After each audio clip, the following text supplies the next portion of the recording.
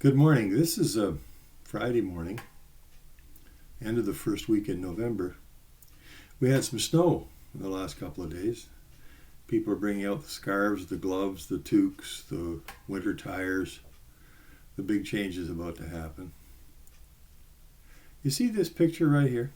This came out of the household of my parents, Jack and Bev Blair. It was in the back room, posted above a love seat, close to the sliding glass doors that led down into the backyard.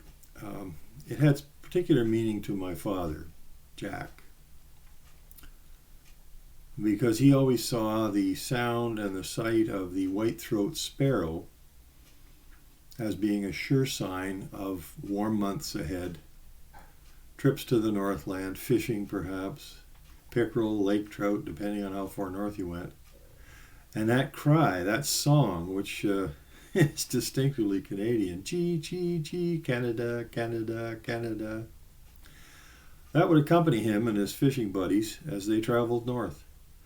And of course, in a very short order, the white-throat sparrows would be through our district in southwestern Ontario, London in particular, and they would grace the bush up north. Well, the sparrow.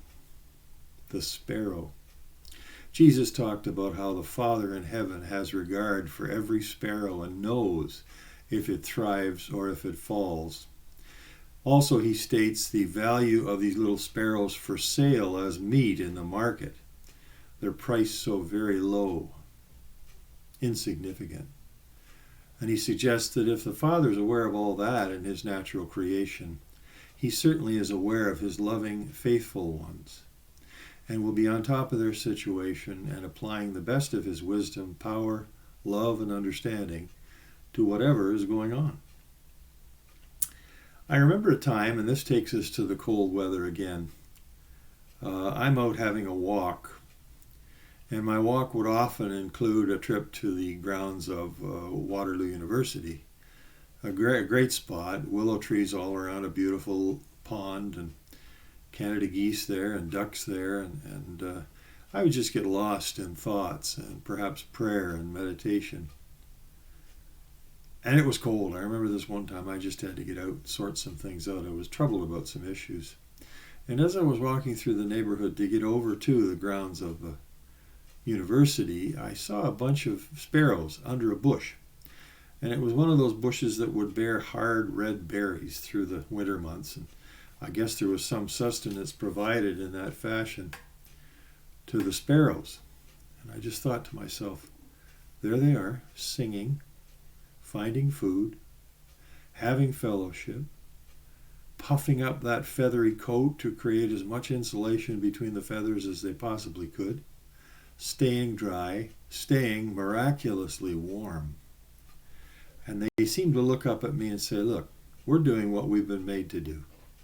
So are you, if you allow it. And if you stop worrying about the what-ifs of tomorrow, just don't do it. Jesus said, sufficient for the day are the evils thereof. Don't be worried about tomorrow. If you are in fact kept by the power of God unto salvation, ready to be revealed in the last time, why the sweat? Why the ennui? Why the imaginings of terrible outcomes when you haven't even gotten there yet? And you're going to get there in the hands and protection and provision of your Heavenly Father. Jesus promises that. So think about the sparrow.